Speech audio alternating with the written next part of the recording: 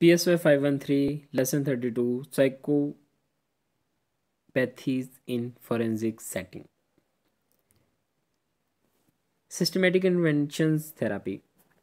सबसे पहले सिस्टम को समझना जिसमें एक इंडिविजुअल रहता है, इसकी वर्किंग कंडीशन, इसमें क्या क्या मसाइल हैं, इसकी जॉब कैसी है, काम कितना टफ है, घर वाले कैसे हैं, नेबर्स कैसे हैं। मसलन इसने एक बंदे का सर फाड़ दिया है, इसकी वजह से इन चीज़ों को मद्देनज़र रखते हुए जो है वो सोल्यूशन तलाश करना है।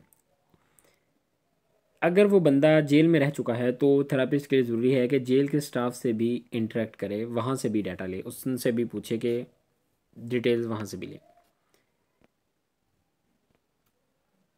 ये सारा इसी चीज़ को इसके अंदर बयान किया गया। फैमिली थेरापी, पूरी फैमिली के साथ जो है वो थेरापी करना, पूरी फैमिली की। एक बंदा जो इस तरह का है, ऑफेंडर है, तो ज़रूरी है कि उसकी फ़ैमिली को भी बताया जाए कि उसके अंदर क्या क्या इश्यूज़ हैं, क्या क्या मसले हैं और उनको कैसे ठीक किया जा सकता है। फैमिली वाले सबसे पहले, सबसे ज़्यादा उसका इंटरेक्शन उसकी फ़ैमिली से है। फैमिली वाले उसको जिस तरीके से ट्रीट करेंगे, उसका जहन मज़ीद, अगर वो अच्छी तरीके से नहीं ट्रीट कर रहे तो उसका मज़ीद इस पर नेगेटिव असर होगा। तो फैमिली वालों को समझाना, उसके माँ बाप को, बहन भाइयों को, उस अगर मैरिड हो तो उसकी मिसेज़ को, बच्चों को, कि उसके साथ किस तरीके से डील करना है, उसके अंदर क्या इश्यूज़ हैं और इन इश्यूज़ को कैसे रिजॉल्व किया जा सकता है। उनको सिखाना कि आपने उनके सामने क्या बात करनी है, क्या बात नहीं करनी। ये सारा जो है फैमिली थेरापी के अंदर शामिल है। थेरापिस्ट जो है वो ऑब्ज़र्व करता है कि वो बंदा अपनी फैमिली के साथ किस तरह इंटरेक्ट करता है और फिर उस हिसाब से उनको जो है थेरापी प्रोवाइड की जाती है। Narrative therapy, it is a new development in family intervention.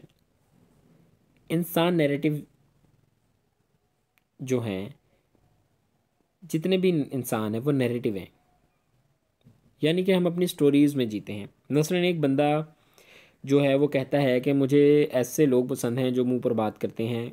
एक बंदा कहता है मुझे जो लोग पीछे मर्ज़ी कह लें लेकिन मुंह पर आकर बदतमीज़ी ना करें। इन छोटे छोटे स्क्रिप्ट्स को इकट्ठा करके एक स्टोरी बनाई जाती है और लोग इसी तरह इसी के मुताबिक अपनी ज़िंदगी गुजारते हैं। ज़्यादातर क्रिमिनल्स की ऐसी स्टोरीज़ जो होती हैं वो नेगेटिव होती हैं। थेरापिस्ट इन स्टोरीज़ को दोबारा लिखते हैं ताकि क्रिमिनल्स की नेगेटिव स्टोरी की बजाय एक पॉजिटिव स्टोरी बनाएं और इसके मुताबिक वो फिर क्रिमिनल जो हैं वो जीना शुरू करते हैं। यानी कि री राइट किया जाता है उनकी स्टोरी को नैरेटिव थेरेपी में, और वो एक पॉजिटिव वे के अंदर उसको लिखा जाता है और वो जो है वो थेरापिस्ट, वो क्लाइंट्स जो होते हैं उन पर अप्लाई कर दी जाती है और वो उस तरीके से फिर जीना शुरू कर देते हैं, उस माहौल से, उस सोच से जो वो बाहर आ जाते हैं। दो चीज़ें यहाँ पे इसके अंदर शामिल हैं, क्वेश्चंस और कम्प्लीमेंट्स। इसके लिए ये दो टेक्नोलॉजीज़ हैं, टेक्निक्स हैं। पेशेंट से उसकी की ज़िंदगी के अच्छे लम्हात के बारे में पूछकर उसकी जो है पॉजिटिव कहानी बना दी जाती है। इसको भी आप एक मिसाल से समझें। एक क्लाइंट आया, उसको एक क्लाइंट को असेस किया जा रहा है, वो क्रिमिनल है, उसके बड़े नेगेटिव जो है वो ज़िंदगी जो है वो लम्हात बहुत बुरे गुजरे हैं, इसकी ज़िंदगी का पास्ट उसका बहुत बुरा है, प्रेजेंट उसका अच्छा नहीं है। लेकिन जैसा भी पास्ट हो बंदे का, जैसा भी प्रेजेंट हो, उसने बहुत से ऐसे लम्हात अच्छे गुजारे होते हैं जो कि उसके जहन में उस टाइम मौजूद नहीं होते। एक क्रिमिनल से एक साइकोलॉजिस्ट सवाल पूछना शुरू कर देता है कि आप अपने बचपन का कोई वाक़या बताएं जो कि आपको बहुत अच्छा लगा हो, स्कूल लाइफ के बारे में बताएं, आपकी स्कूल लाइफ कैसी थी, आपका कोई दोस्त था। वो कहता है हाँ एक दोस्त था मेरा, आदिल नाम था उसका। कहता अच्छा आदिल जो था दोस्त आपका, वो कैसा था, आप उसके साथ खेलते थे, आप क्या खेलते थे, आपकी रूटीन कैसी थी उसके साथ।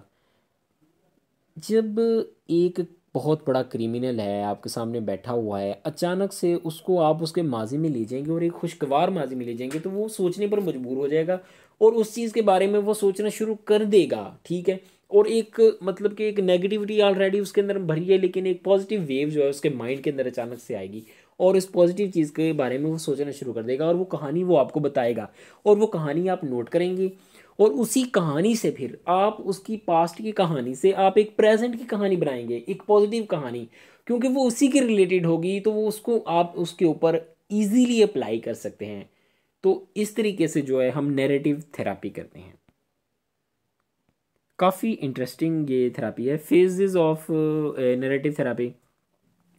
ओपन स्पेस क्वेश्चंस हैं, वही मैंने आपको पूरी चीज़ ना डिटेल से बता दी एग्जांपल से कि सवालात उसके पूछे जाते हैं, लाइफ की स्टोरी पूछी जाती है उसके बारे में डिटेल के साथ।